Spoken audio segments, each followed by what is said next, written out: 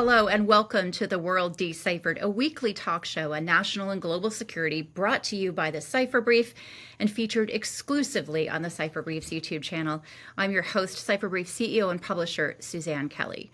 Before we get started today, I just want to pause for a quick moment and wish everyone a very happy new year. 2025 is going to be a huge year here at the Cipher Brief as we really expand our coverage even further into the national security tech space. I hope you'll consider joining us for the NatSec Edge conference happening in Austin, Texas this June. Now, this conference brings together incredible experts from government, the private sector, and the investment community to focus on future national and global security. You can find out more at natsecedge.com. The focus of this week's World Deciphered is ISIS and the new terrorism landscape the world will deal with in 2025. At least 14 people died and 35 more were injured over the new year when the driver of a pickup truck deliberately ran his vehicle into a crowd of people in New Orleans. U.S. officials believe the attacker was inspired by ISIS, and terrorism experts are warning to expect more attacks in the coming year. I hate to say it, but I wasn't surprised. And the reason I wasn't surprised is that 2024 was really the year of ISIS's resurrection, at least in international terrorist terms. Terrorism expert and author Bruce Hoffman is joining us to talk about what the world should be expecting from ISIS in 2025. Terrorism-inspired attacks, of course, are the most difficult for law enforcement officials to detect and to stop because there's a lack of communication and trails that officials can pick up on. So what options does the FBI really have when it comes to successfully stopping these and other terrorist attacks? And then you add in a very complicated geopolitical situation from the streets of New Orleans to the heart of Syria. How are the increasingly complicated ideologies likely to have an impact on terrorism in 2025? I think that's one of the things that makes this threat so complicated is the international counterterrorism threat is really more diverse and complex than it's ever been. And a lot of the diversity comes from a lot more ideologies than we used to deal with and a lot of blending of those ideologies. We're talking with former FBI Executive Assistant Director for National Security, Jill Sanborn. More about that in this week's show. Before we get to it, though, let's check in with Cipher Brief Managing Editor Tom Nagorski for a look at the other stories the Cipher Brief is tracking this week. Tom? Suzanne, we begin this week in Ukraine, where 2 weeks before the Trump inauguration, both sides, Ukrainians and the Russians, seem intent on pushing for leverage wherever they can get it, and they're doing it on the battlefield. The Russians have claimed an industrial town in eastern Ukraine, part of its recent slow but very steady advance in that part of the country. And the Ukrainians have launched what you might call a counter offensive in Russia's Kursk province, territory they first conquered last summer. And in these very different military operations, both sides are looking at the calendar, meaning looking to make gains before Donald Trump returns to the White House and, if he holds to his pledge, pushes for negotiations to end the war. Cipher Brief expert Glenn Korn, a former senior CIO officer, told us, quote, that the Ukrainians are trying to show the U.S. administration that they are strong, they're not on their back foot, and that they are an ally that we should count on and invest in because they can succeed. We've had major news, meanwhile, on the U.S.-China front via the Pentagon, which has designated 5 major Chinese tech companies, including the social media and gaming giant Tencent and the world's largest battery maker, CATL, as, quote, Chinese military companies, unquote, operating in America. That label doesn't trigger any sanctions, but it can damage reputations and stock prices. In the case of Tencent, it's already done that. And the company said they will fight the designation. And then from the cipherbrief.com, a call for an overhaul on how the defense establishment does its work. That comes from Gilman Louie, a widely respected and longtime technology and intelligence expert who thinks the Pentagon needs to pay way more attention and put more of its huge budget towards real innovation.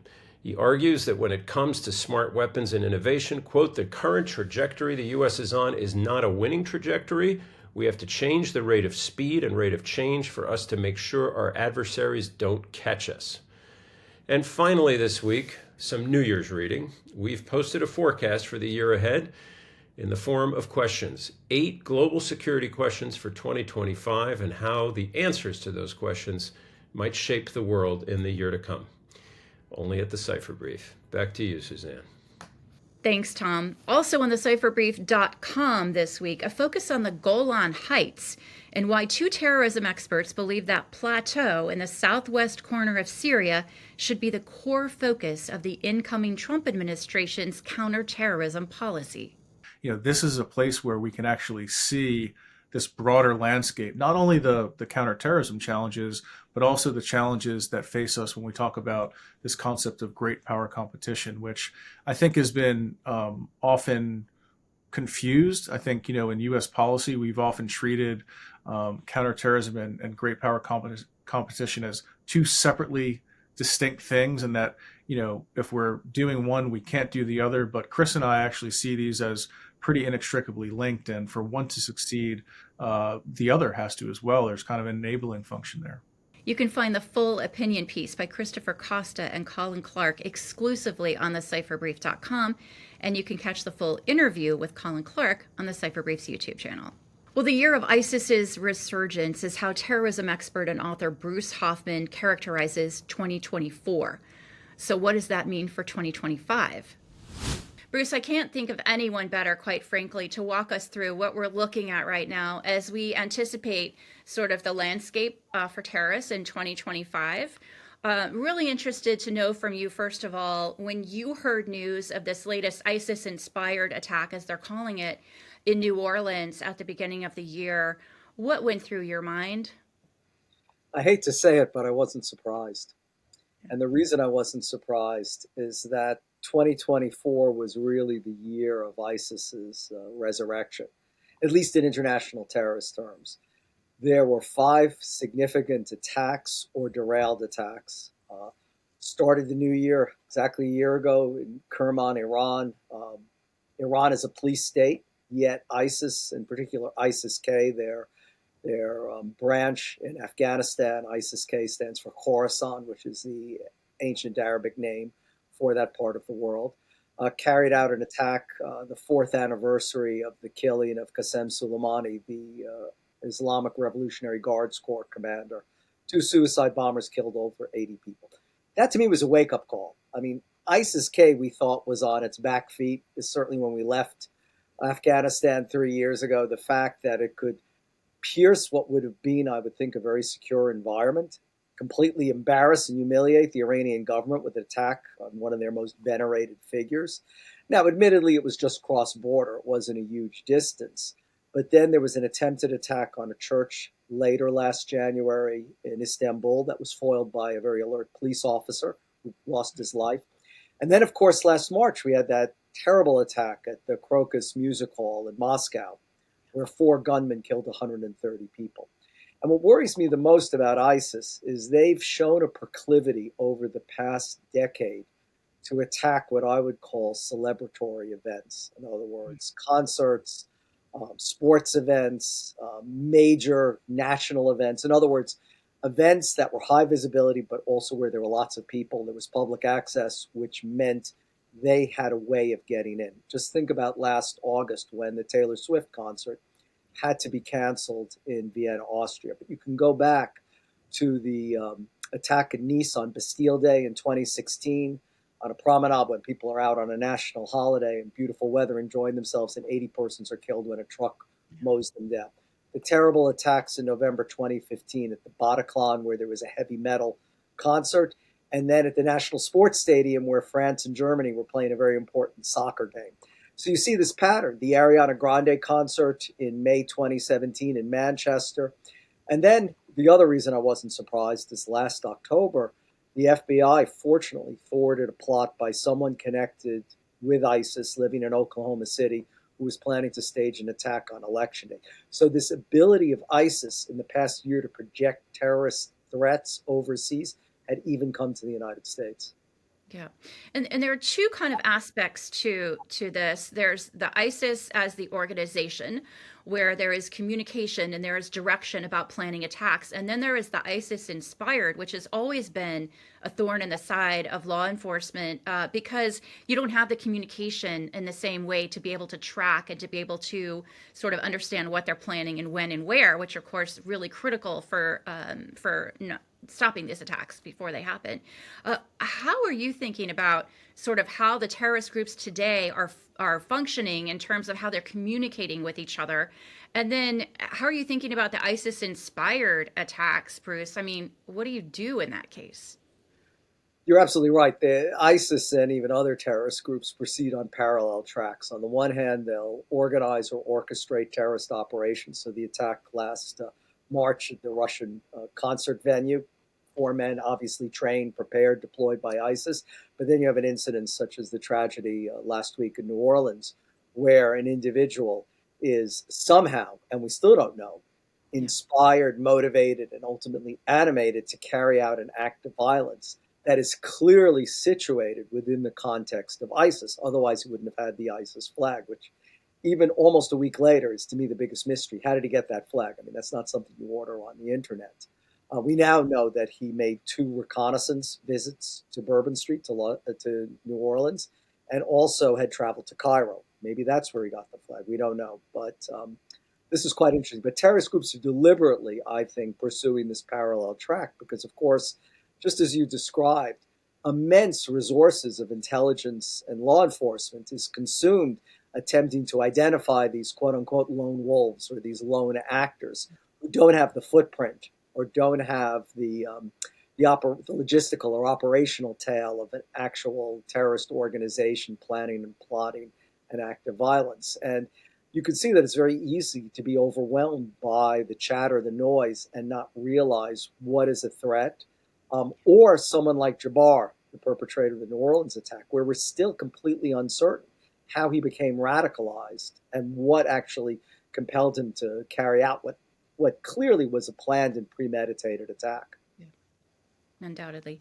The Cipher Brief spoke with the outgoing, at the time, director of the National Counterterrorism Center, Christy Abizaid, just a couple of months ago. And she said we're facing an incredibly difficult and complex terrorism environment today. She listed Sunni jihadist terrorists, domestic violent extremism, Iran-sponsored terrorism. The current director of the National Counterterrorism Center, Brett Holmgren, said that the U.S. is now entering a new phase of the global terrorism landscape. It feels like, and you and I go back quite a ways. I remember talking to you not long after 9/11 happened, and it was a real wake-up call. I'm hoping you're going to tell me you don't see another wake-up call coming in the future, but it sounds like maybe you do. Unfortunately, I think that's the nature of the terrorist threat, is it ebbs and flows. Obviously, like most phenomena, the problem is when it ebbs, we become complacent. And for many people, the ISIS threat was in the rearview mirror. How many times has former President Trump, President-elect Trump, President Biden said that we defeated the caliphate, that we eliminated the threat from ISIS in the Levant, in Syria and Iraq? But what we've seen is this ability of a group like ISIS to regroup and reorganize and to be able to still, what alarms me is I expect them to be active in the venues they historically have been active, whether it's in the Middle East or in Africa or South Asia.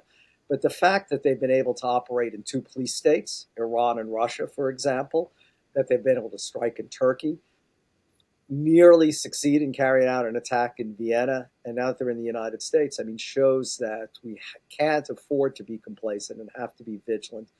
As you just described, a waterfront of threats that the previous 2 NCTC directors have described, that is both foreign as well as domestic.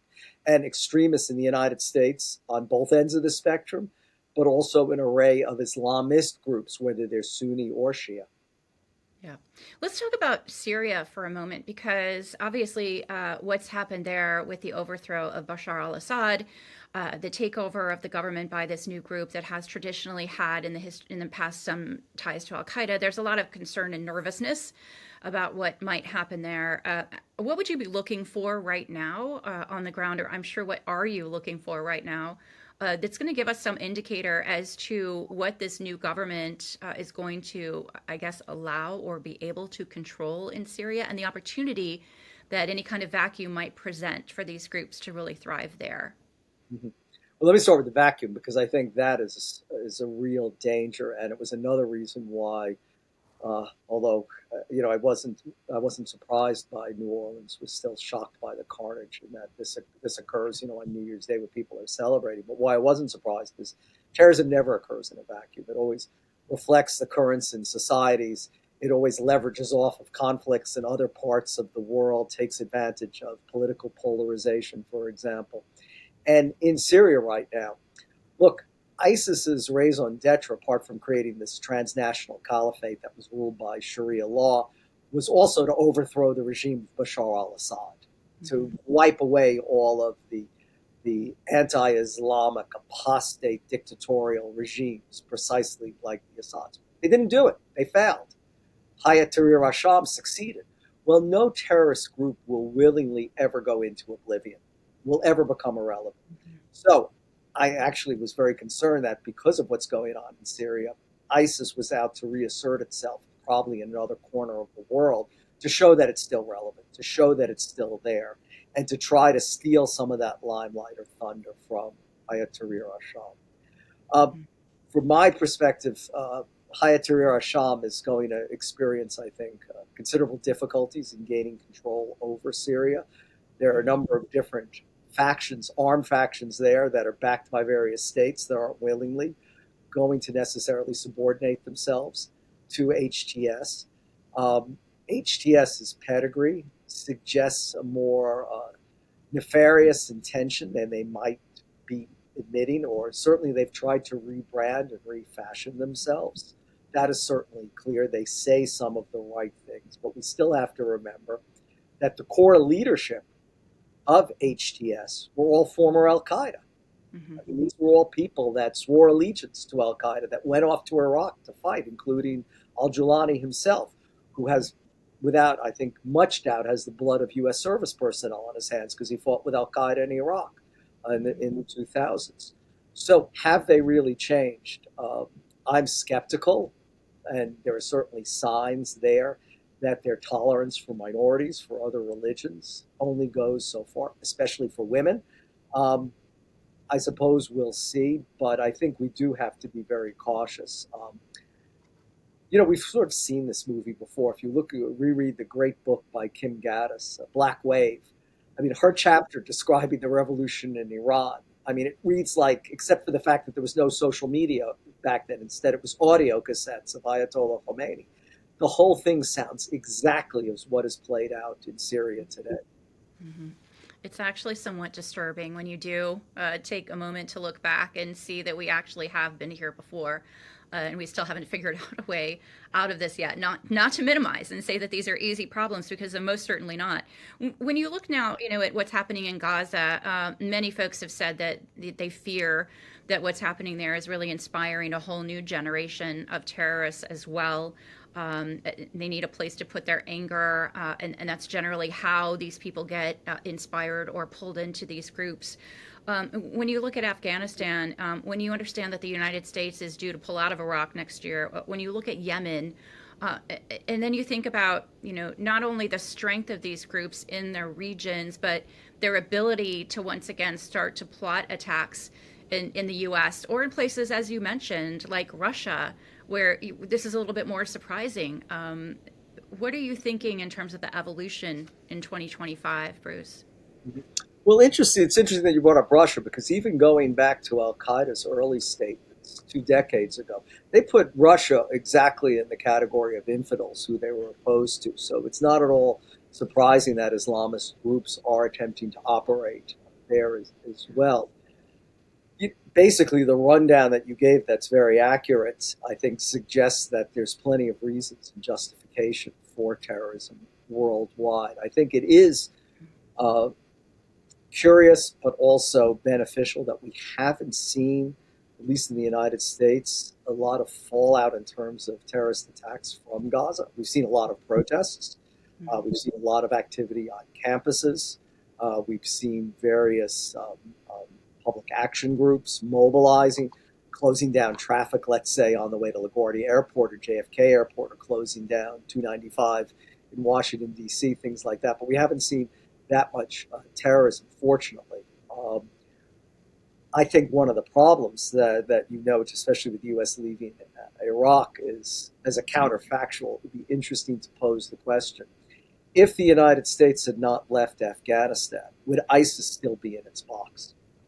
ISIS-K was nothing 5 or 6 years ago. I mean, it was a local problem, not even a regional problem, in parts of Afghanistan that was controlled by the Afghan government and, of course, by the United States military and intelligence community that had a very modest but very critical forward-based presence there. We can ask the question, why is it that 3 or 4 years later, ISIS is again a threat? And the main threat is coming from not ISIS Central necessarily, but one of its branches, ISIS-K. And there has to be, I think, some correlation between the fact that we lost that ability to be on the ground very close up with a terrorist threat that, of course, was drifting into insignificance at the time because of our efforts, but that we thought we could manage from a distance. And I think that's being called into question by this half dozen, as I said, of significant ISIS plots or actually successful attacks that we've seen in the past 12 months. You probably already know that the Cipher Brief works with deeply experienced experts on global and national security to help put context around today's headlines. But did you also know that the Cipher Brief produces a daily report that keeps you up to speed on national and global security stories that are impacting businesses around the world? Like the President's Daily Brief, the Cipher Brief's open source report should be your first read of the day to stay ahead of the national and global security stories impacting your world. Become a subscriber and get the report for free. Subscribe at thecipherbrief.com. Welcome back to the World Deciphered, brought to you by the Cipher Brief. If 2024 was the year of ISIS's resurgence, that's not a good sign for 2025. So how is the emerging diverse nature of terrorist ideologies, from domestic violent extremism to Sunni jihadist violence to Iran-inspired attacks, making it more complicated for law enforcement to keep up? I think that's one of the things that makes this threat so complicated is the international counterterrorism threat is really more diverse and complex than it's ever been. And a lot of the diversity comes from a lot more ideologies than we used to deal with and a lot of blending of those ideologies. Another thing that makes it really challenging is the complexity, which means traditional ways that maybe they used to communicate, they're doing different things now. So now, for example, they're using encrypted chats. They're maybe using cryptocurrency instead of traditional payment methods. So when we used to follow money, maybe that's a little bit more complex now because of using things like cryptocurrency. They're using AI. They're using 3D printing and making weapons. So there's a lot of things about the threat that make it more complex than it used to be. There's also a decentralized aspect to the threat, which a lot of that comes from the great success that we had with CT pressure, right? We had a lot of great success in eliminating the CT threat overseas. But what that did is it pushed the leadership out globally into small cells so that they could survive. That just makes it more complex and challenging for the intel community, to include FBI, to try to collect on their intelligence. And really difficult to kind of root out. We were speaking earlier with Bruce Hoffman, who said that, for a long time, it looked as if ISIS was on its last legs. And now, a few years later, it's a very different environment. Talk to us a little bit about some of the challenges from a law enforcement perspective when it comes to, I guess, just addressing the real core threat here, not just detecting individual attacks, which you're expected to do, whether you're resourced for it or not. But overall, like, how are you thinking about this?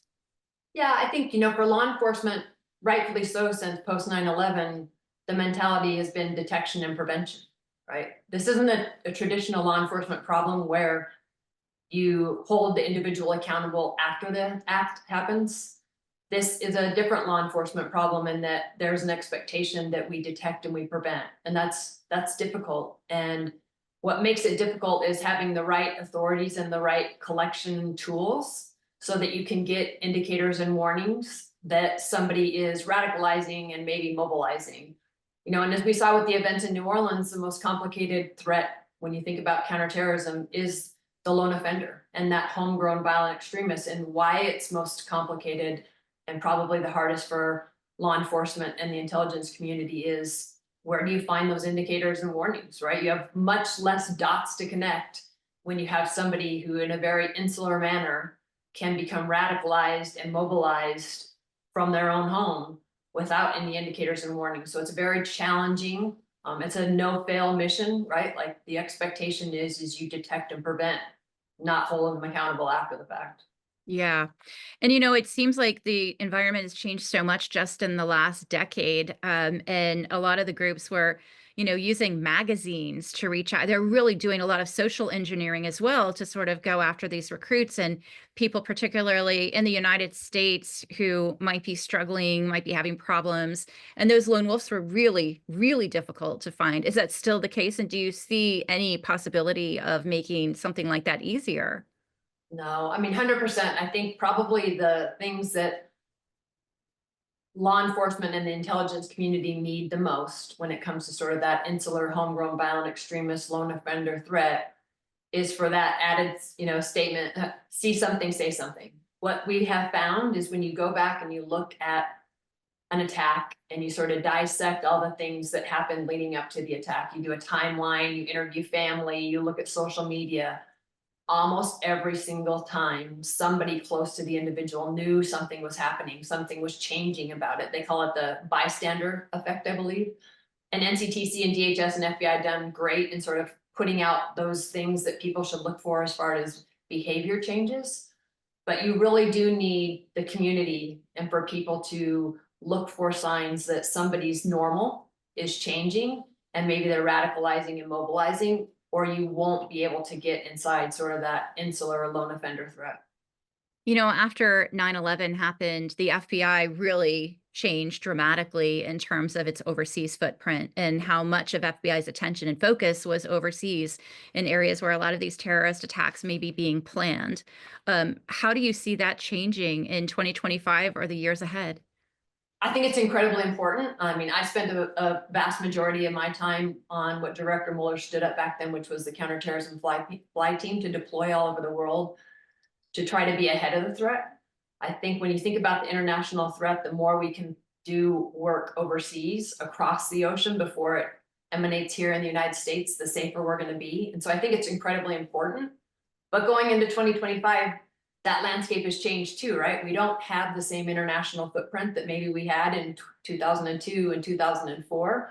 And so we really need to leverage maybe a more creative way, a more partner way, and rely on our international partners to do some of that eyes and ears overseas versus our physical presence.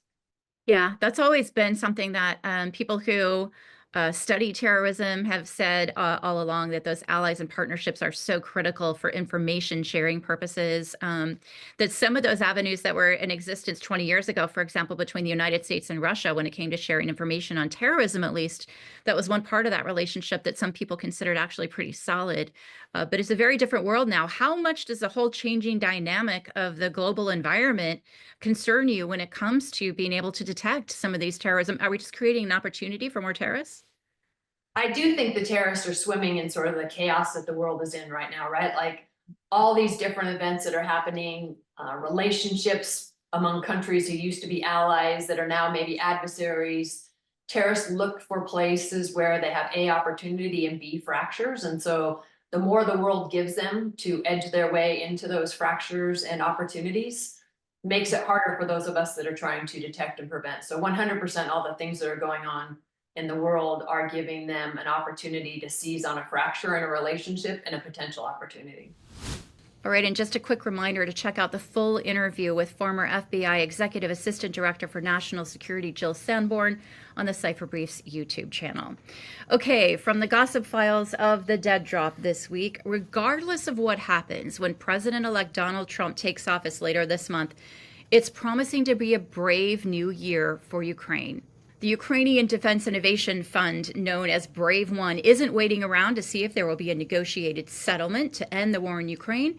Instead, they're forging ahead with a focus on the future of defense technology, using the valuable lessons learned from the Ukraine war to help shape the future of warfare by hosting an innovation forum in Kyiv next month.